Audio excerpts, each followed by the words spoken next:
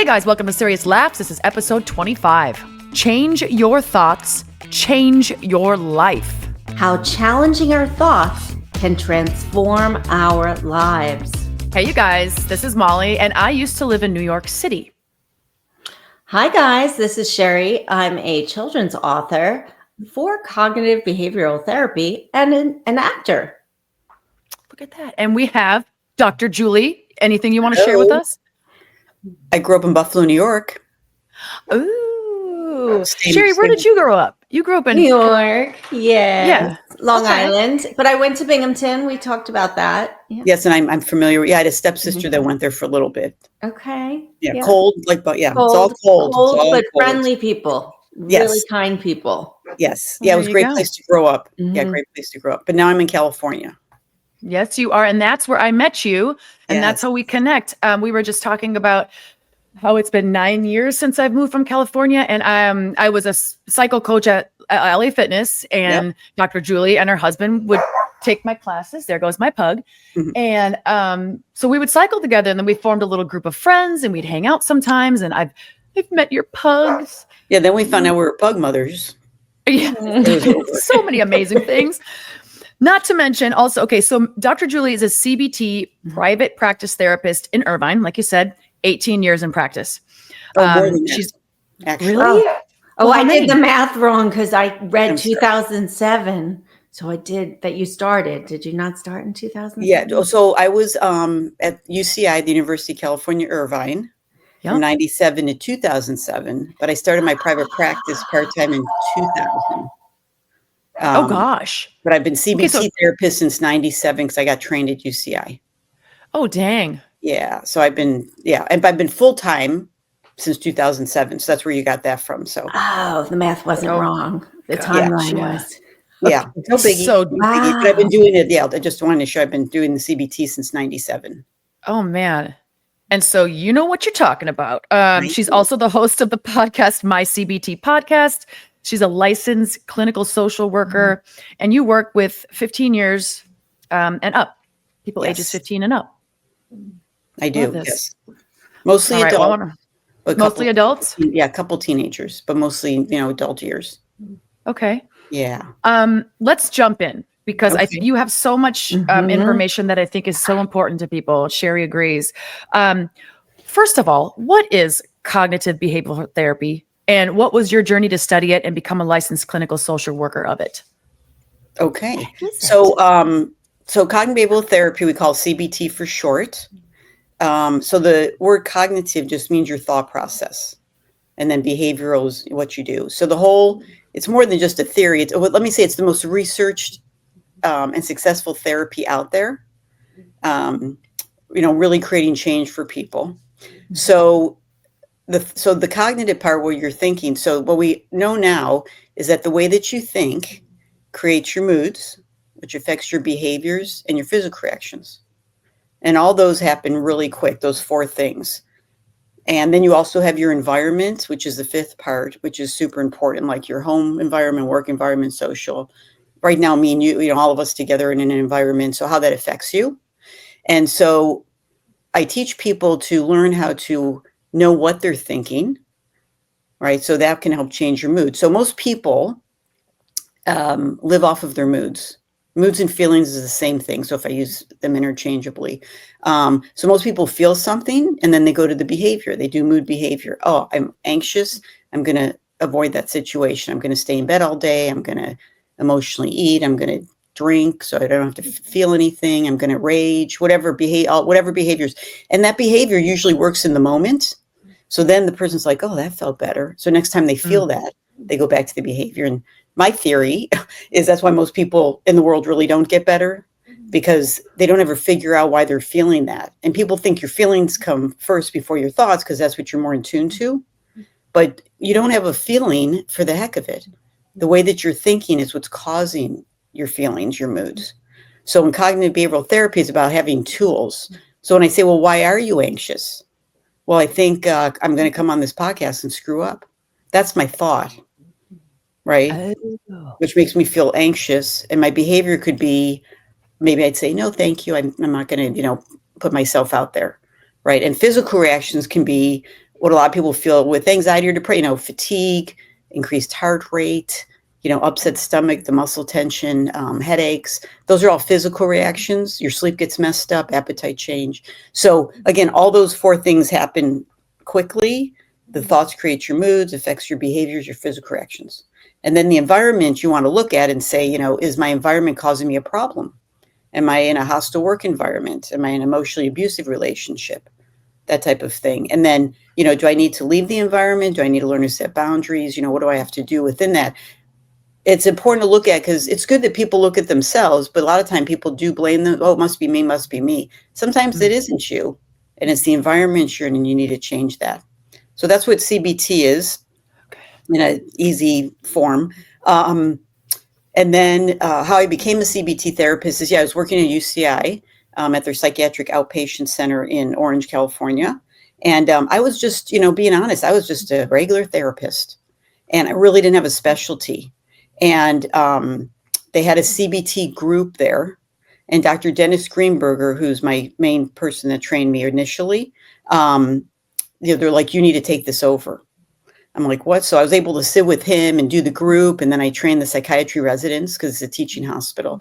And that's how it was a blessing. I did not seek it out, and it just came to me. And I tell therapists, you really need a specialty, because being a general therapist, you're not going to be able to, my experience, I wasn't able to really help people because I really didn't have tools, So that's how it fell in my lap. And I'm like, forever grateful.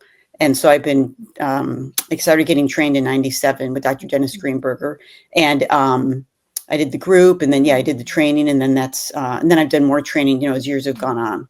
And then the last part, I'm a licensed clinical social worker. I have my doctorate in psychology. I'm kind of one of those lucky people. I realized later in life that I always knew what I wanted to do, even as a little kid. I was like kind of counseling. I was really interested. My mom would send me self-help books when I was really young, and I kind of got them, like my first, I remember a big one I read was like Wayne Dyer's Your Urania Zones. Great book, but that was back I was like a teenager, but that was got it. Just always so interested and curious with people. I love hearing people's stories. I'm like, it's so intriguing to me. So, luckily that's, how I ended up here. And I've always had my background in social work, which is really, most dear to my heart, is just, community and connecting, understanding people on a bigger level. So that's how I got here. Well, I have to say it's such a concept that I think a lot of people can understand. It just makes sense. It's just, and when you described it really makes sense. It's not too obnoxious. It's not too broad. It's very, I don't know. It just makes right. And I can tell you too, as a therapist, which I love, is people are getting way more educated about therapy, because I have a lot of people say, I'm coming to you for CBT. Because it's hard to pick a therapist. How do I find a therapist? How do I find a good therapist? Right. So, people, okay, I'll go to whoever. And now, or people say, oh, I went to someone. This happens a lot too. Oh, yeah, I do CBT, but it's not a specialty. And then they go and they're like, they really didn't do anything. So now I'm going to come find someone that's really specialized in it. So, and people don't want to be in therapy forever. That's the other thing I just want to say about CBT. It's a short-term therapy.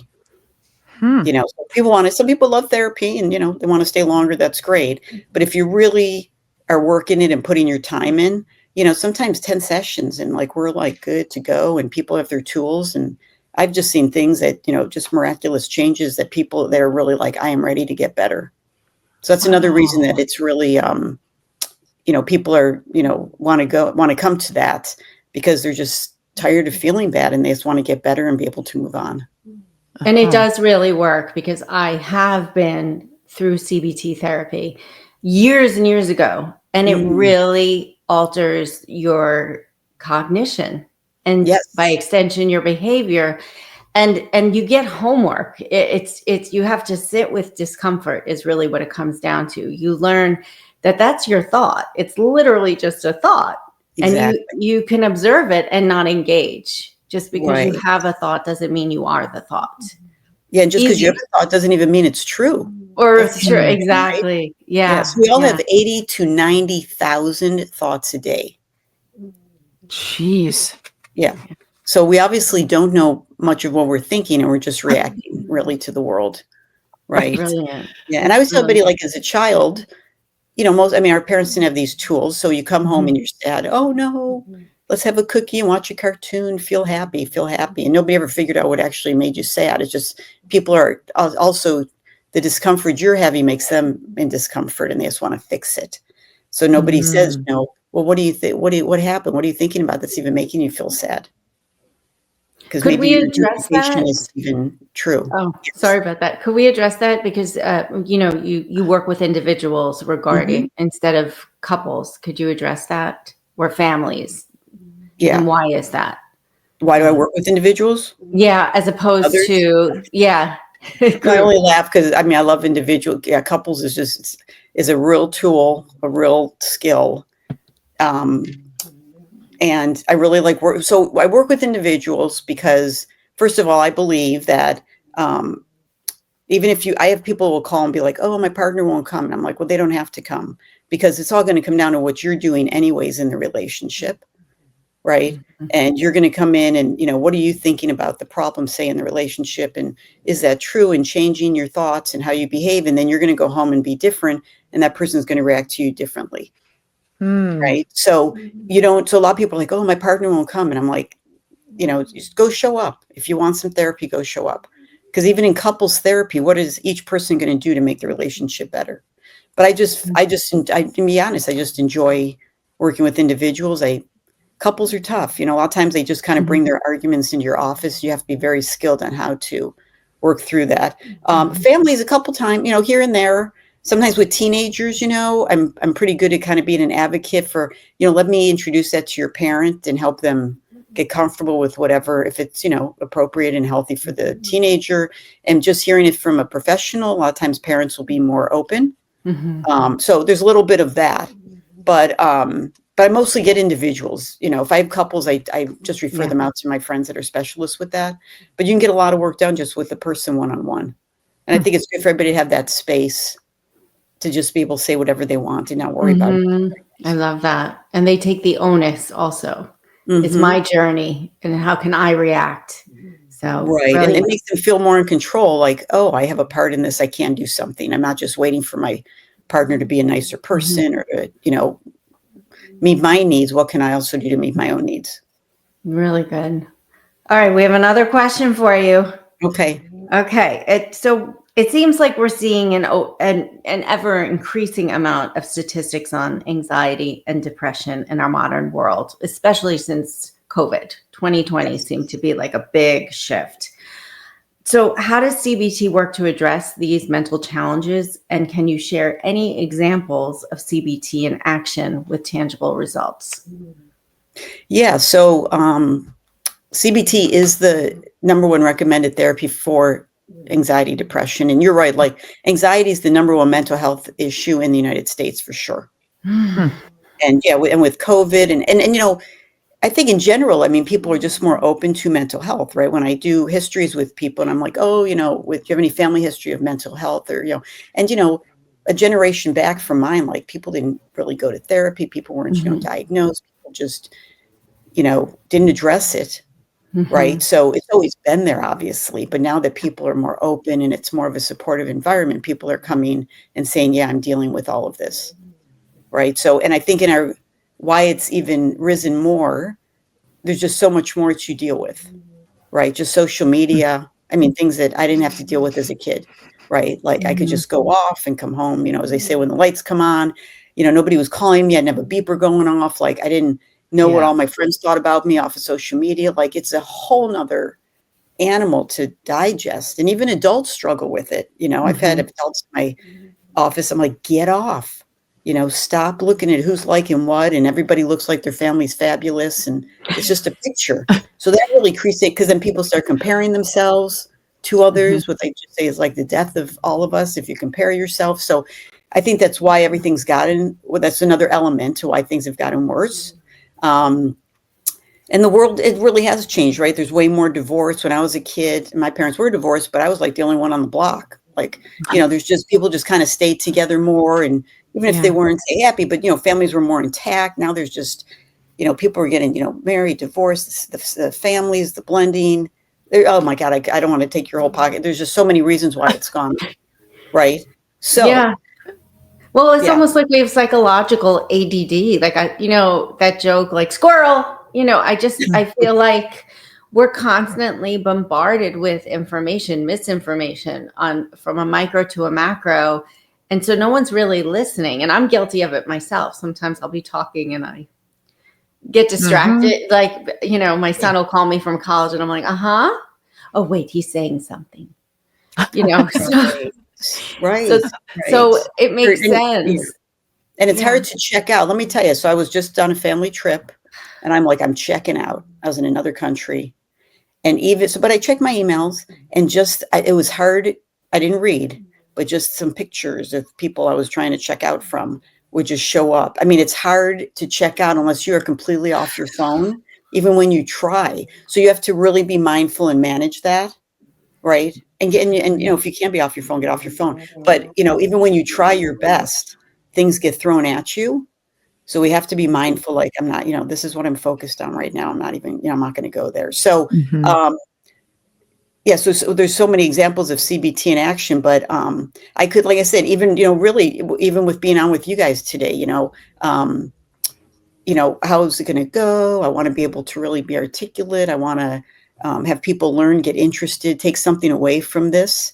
Those are, all my thoughts, right? So if we have 80 or 90,000 a day, you're going to have a couple hundred in a few minutes, right? And then I might be like, oh, I'm a little anxious about that, but so then I have to be like, okay, what are these thoughts? And I call them hot thoughts, right? So let me just like hot H-O-T, yeah. So let me first share, because I was, so Dr. Greenberger and Dr. Podesky wrote a book called Mind Over Mood, and that's my main tool. And that's where I got my term from them, a hot thought. So you have two types of thoughts. Your thoughts are either facts, right? Or they're hot thoughts. And a hot thought's a thought that's not 100% true. And that's an important element with CBT because it's definitely not positive thinking because that doesn't work, but it's balancing out your thoughts. Like, so I'm like, for today, I'd be like, yeah, I'm a little nervous. I want to do well. Although I have a lot of knowledge, I've done this before and, I'm comfortable with you girls and it's all going to be good and it's going to be a fun experience. That's my balanced thought. So I'm acknowledging like, yeah, I might be a little nervous, right? But I also know I'm going to be okay because of all of this other evidence that I've had from my past, being able to talk and share, right? So that is, the main tool I teach everybody, I call a fall record, where we pick a situation that creates a negative mood. Even if it's a little, it's not, people think it's the big stuff. It could be someone's driving too slow in front of you and you're getting all pissed off at them, or, your day gets screwed up, or the person in front of you at the grocery store, like, why aren't you pulling your credit card out? Why are you waiting until everything's done? And it's like, let's get moving. And I got somewhere to go. It's that little stuff that just irritates us all day long, right? And then we just blow up. So we want to address the little stuff also. It was the opposite. Someone had cut me off and I was with my son yesterday and it was like, and then after I'm like, I'm okay now. It's all good. Right. Because in that moment, you don't care about me. You're going to kill me. I got a family. You're selfish. You don't know what you're doing. Like, that's where the road rage comes from. All those little. And I don't act on it. I'm not bad, but I do not act on it, but I do allow the F's to come out verbally. And it's almost like verbally punching a pillow, not at the person, by the way. I know it's just. And it happens that fast. That's what I'm saying. Like, yes. And once I let it out, it's like an emotional fart. I'm like, okay.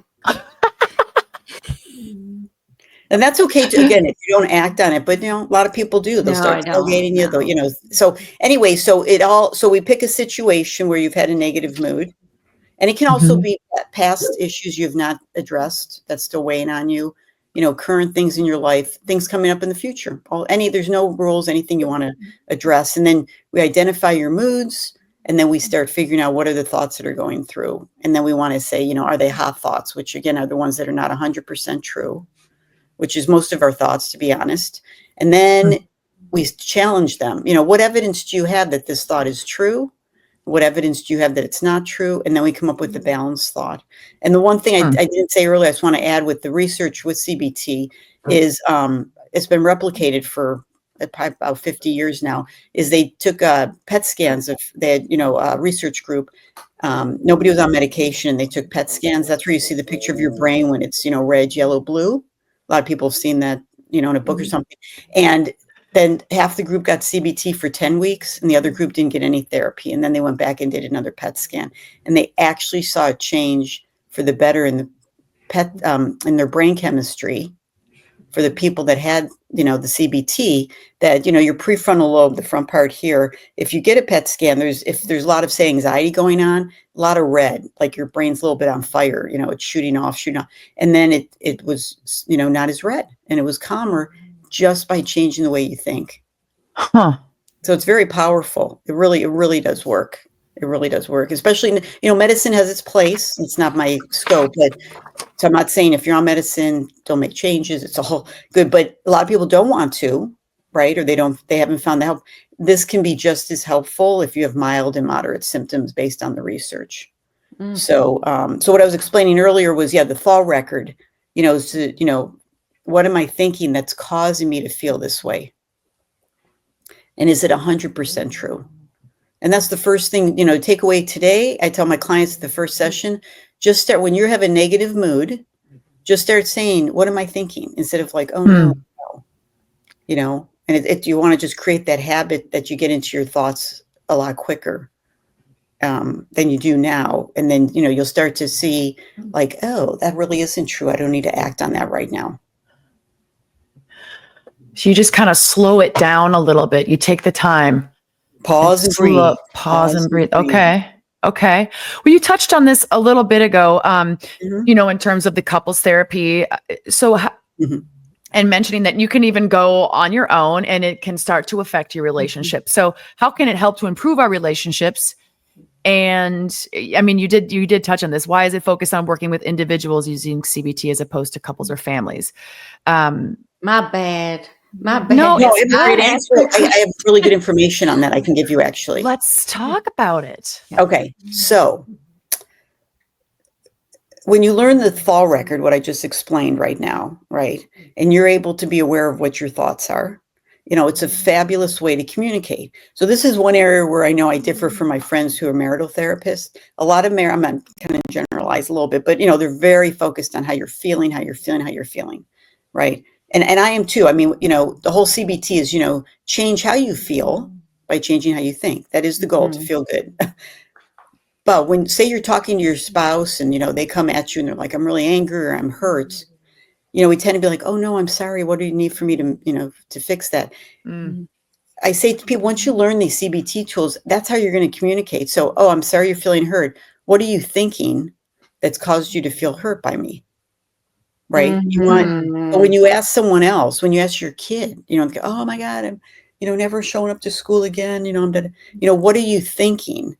Right. Now, most people will be like, I don't know what I was thinking, because they don't. They're just like, reacting. And, so a little tool you guys, everyone can use when someone does the I don't knows, say you just take a guess, because then people don't feel like, oh, I got to know the right answer.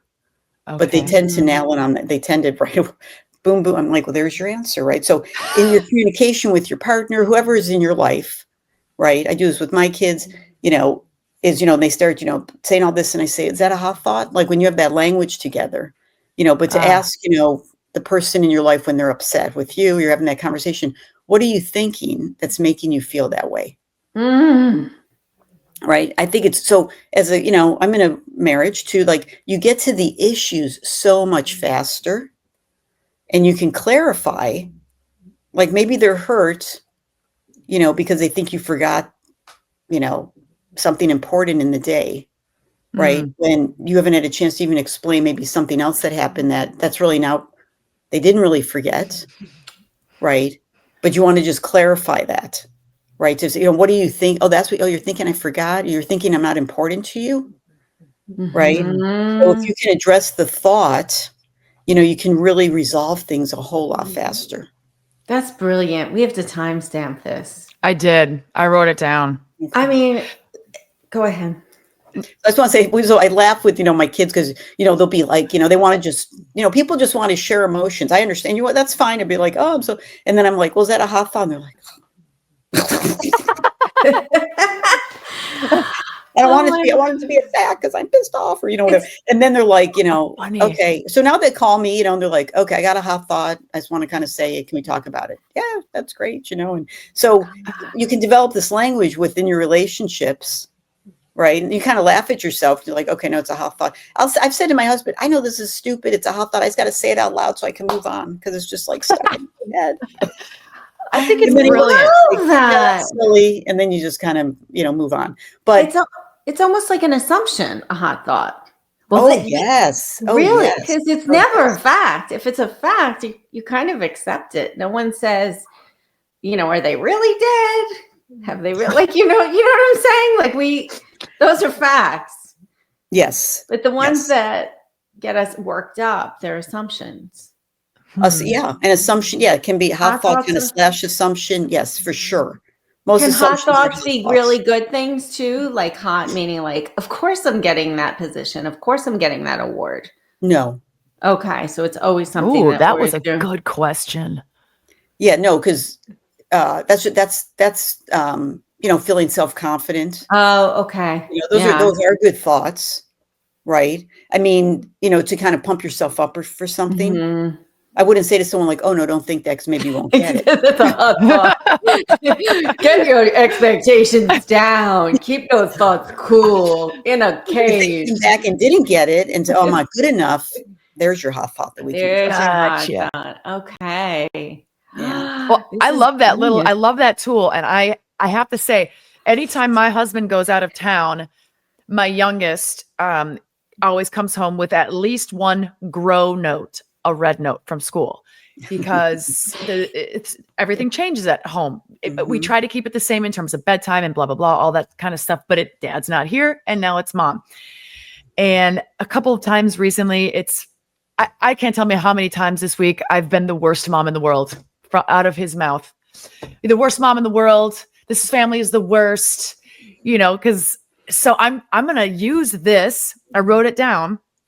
I'm going to use that phrase and try to see if he can, because he's got big emotions. He's swinging big all the time. Yeah. And so I'm really excited to use that with him, so he can understand. So we can have that language. I love that you have that language with your husband and your kids.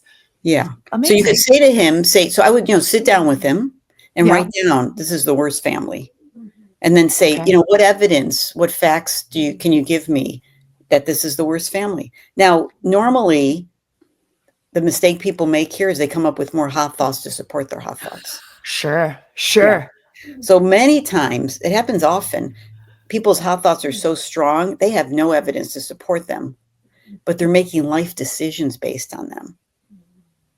And that's always very profound to me. Like you're making life decisions based on thoughts that aren't even true. Wow.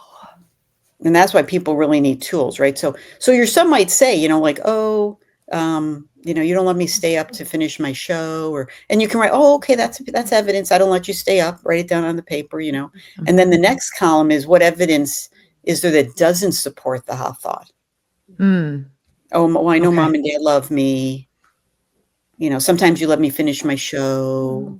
You're always there for me. And so, then you could say, okay, yeah, sometimes, I don't let you finish your show because it's bedtime, but there's other times I do. And you're loved and cared for. And that's the balanced thinking. So you're acknowledging like, yeah, sometimes I am, whatever the worst means to you, but there's also this other evidence. And so you want them to have more of the balanced thinking. And that's the difference between CBT and positive thinking is we're acknowledging that there may be some truth in the negative part of your thought, but there's also some parts that are positive. And that's where you get to the balanced thinking.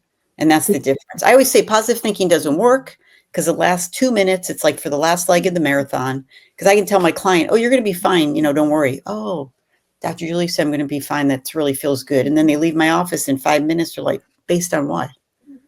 Right? Like positive thinking if it did, we all be good because we can all positively think. Yeah. I found for me, any anxiety I have, is helped through the cognitive behavioral therapy, is to go, yeah, I'm anxious. Doesn't stop me from going after what I want. You kind of make friends with it. You acknowledge it, the elephant in the room. You're like, there it is. It's anxiety, butterflies, dry throat. Whereas before cognitive behavioral therapy, I would say, oh my God, I'm getting anxious. And you lost yourself in the feeling. Like and that's where panic attacks come from, right? Oh my God, I'm dying. I'm having a heart attack, instead of recognizing, that this is, high, very heightened anxiety, what's going on. Yeah. Yeah. What about, I have a question about when you ask this brilliant question, what are you thinking that makes you feel that way? Does that work with malignant narcissists, like people who are on the spectrum? I mean, that's a fair question, right? Or maybe it's not. Yeah. Well, and that's, narcissists very tough. I can tell you a quick little story. I had a man come in one time that said, I know I'm a narcissist. I want some help. Okay. Like, wow, most narcissists never acknowledge they are narcissists. Right. Okay. I don't remember exactly what I said, but I can tell you, I think it was in the second session. He stood up, yelled at me, and walked out the door. Okay. That's what I thought. Okay. That's why I was like, because this works with so many people, but there are people, who I'm talking about, not specific, obviously, but there are those humans walking around our planet where, whether they're mother, father, sister, brother, cousin, rabbi, minister, these people, like, instinctively, like, I can't say, what are you thinking that's making you feel that way? Because they'll just deflect. Yeah. Or if they say it, to be able to challenge it, that's where they're going to get, the defense just comes back. So, so there's people trained. I'm not trained to deal with personality disorders. Definitely can be helped through therapy.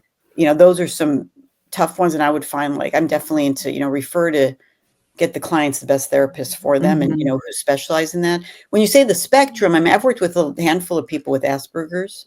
I meant the spectrum of, like, sociopathology. That stuff. Yeah, that's if you found, you'd have to find the right person, very skilled, trained in that, to really help, and that person to be able to really to sit with that. It's tough. It's tough, but there's definitely people out there that can work with those personalities and maybe help them. Wow, if they want to. It always comes down to free will. Always. Well, we don't want to. Yeah, I'm sorry. I was going to say one thing. And this might be something for your listeners to think about. A lot of times people come into therapy like, oh, I'm in crisis, I need help, whatever. And I always say, like, you get them here, they can start to breathe again, and then I'm good, and they stop therapy. And then I have my clients who have really stayed and learned everything, and they'll say to me, oh, now I get therapy, like why it's good to really finish and address everything. Most people just, they feel like they're drowning, and they can start to breathe a little, and you never see them again. Because, it's painful to address. And CBT, sometimes my clients going, I feel more depressed when I'm working on the workbook. And I said, yeah, because you're dealing with your stuff. Like, you get to it quick with CBT. And it's hard to sit there and, so that's, we work through that. But I've had many people say, like, oh, because, there is homework, always homework with CBT. And you're working on this stuff, and they're like, oh, all these emotions are coming up. And I'm like, that's good. That's what we want to work on. That's why we're here. So a lot of people leave therapy way too early. They can handle it enough, but they're going to relapse again because they just don't have the tools.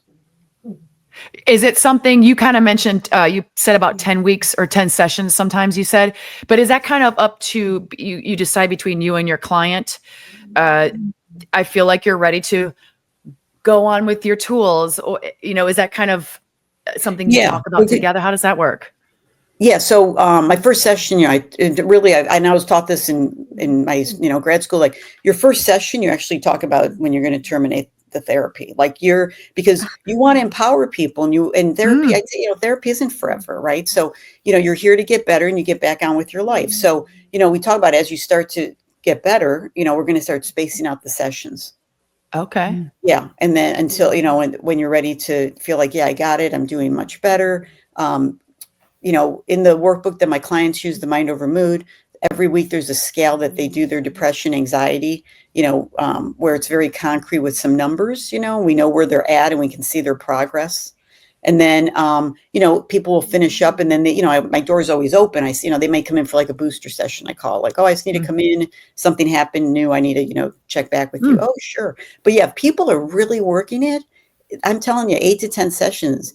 I know, it logically, but it still surprised me sometimes. Like, wow, like some people really take to this. They come in, they do their homework, they're on it, and it can change. And I practice everything I preach. I tell everybody that also.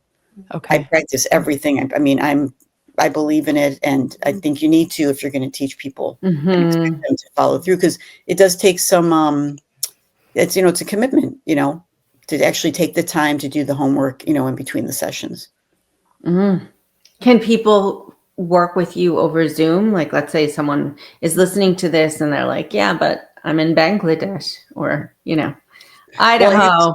Well, so I have to. So half of my practice is telehealth. Oh, okay, perfect. Yeah, I only go to the office twice a week now, and then the rest is telehealth. And as long as I'm licensed in the state that you live in, okay, yeah, I'm licensed in like 4 or 5 states that I can work with you. But if not, I always get people referrals. Always, always, always. And I have a referral for CBT therapists that I'm always like, look this up. This is where you can find somebody, And I tell people, if you ever call therapists and they can't help you for whatever reason, don't hang up unless you ask them if they have a referral. Because we all have people in our network, and you want to get, if someone's reaching out, you want to get them hooked up with somebody.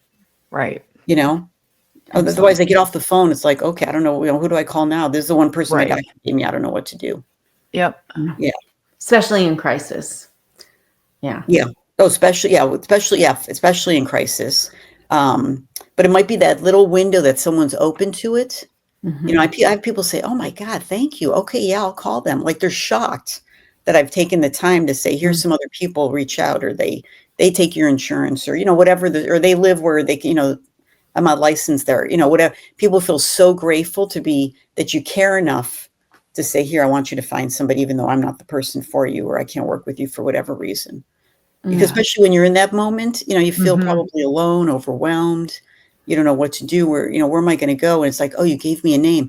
You trust this person, so that gives me a little bit of trust also. So there's a lot that can go on just with giving somebody a referral. Absolutely. Oh, you're helping heal the planet, Dr. Julie.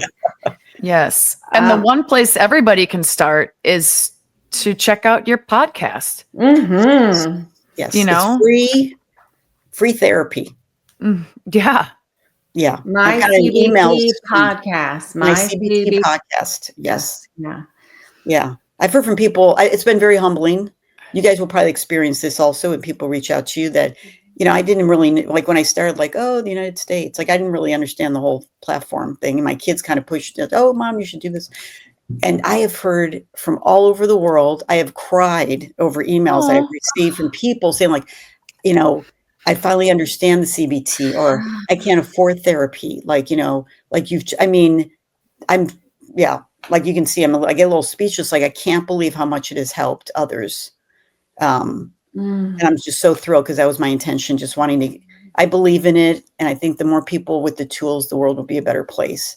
And, the more people that can learn it. So I'm just so grateful that so many people listen. Okay. That's amazing. So give us, I could say your handles, but I'm going to let you tell us where we can find you on Instagram. Yeah. My CBT on Instagram, on Facebook under Dr. Julie Osborn. My podcast itself is on a lot of platforms. So, Apple, Spotify, a lot of ones other there. My website is MyCognitiveBehavioralTherapy.com. On there, you can get to my podcast. I have newsletters, a lot of information, some videos, talking about what CBT is. So there's a lot of good stuff on my website as well. And you can contact me through my website. And my email's on there. I have a couple, but like the easiest one to remember probably is MyCBTPodcast@gmail.com. And I respond to every email that I get. Oh, amazing. You're wonderful. You're helping so many people. Thank you. May this go viral, and whoever needs to hear it gets to reach out to you. And if you can't help them, they'll be referred by you. Yes, for sure. Yeah, please, reach out, and I love it. Yeah, it's really good. And I can, at least in the United States, I can tell you in California, Arizona, the state of Washington, Carolina, and South Carolina, I am licensed in those states. So, Okay. If you happen to live in those states, but again, if not, just reach out, and on my website too, there's my referrals on there as well for people to find a CBT trained therapist. That's what you want to ask. If you're looking, ask the person, is this your specialty? Mm-hmm. If they're like, yeah, I do it with other stuff, go find, if you want CBT, just say thank you, and, find somebody that really specializes. It really makes a difference. And Mind Over Mood is the book you work with patients. If I may, can I show it to you? Yeah. It's a little, and it's on my website. So if you go to my shop, I have a little bit of merchandise with my mantra, which is, make decisions based on what's best for you, not how you feel. Yes. So if you go on my shop or store, it says, there's some merchandise, but if you go to the bottom, there's a couple books there that I talk about often. If you click it, it'll just take you straight to Amazon. So I use Mind Over Mood by Dr. Greenberger and Dr. Podesky, and then Feeling Great by Dr. David Burns. I also have a lot of training with him. He's a CBT guru, and he's done Team CBT, which is just more CBT tools. Okay. So that would be another book he's did Feeling Good, and then he's also done Feeling Great. So those are some, but you can find those again on my website on the store page. Could someone listening to this purchase these items and say, I don't know if I want therapy, but I can definitely use these tools on my own? Yes. The thing with therapy, I would say, it helps you get a little deeper, because when I work with my clients, I'm like, oh, yeah, I wouldn't have thought of that. I wouldn't have asked myself the blind spot. Totally. A lot of people, I know definitely Dr. Burns has talked about his Feeling Good book. Many people have recovered from depression, anxiety just from reading the book and using the tools. It's not just reading something. You got to use the tools. You got to do it. Yeah. You got to do it. Yeah. Yeah. Okay. But again, when you practice enough, it'll just become the new you. It will just be there. You'll realize that you're in your thoughts a lot quicker, and it just becomes more of a good habit. Wonderful. Thank you so much, Dr. Julie. Well, that's a wrap. Remember, when everything is going wrong, it just means you're crafting a great story. Stay tuned for more episodes where we turn life's lemons into laughable tales. Don't forget to like and subscribe, and keep finding the best in the worst, because life's too ridiculous not to laugh at it.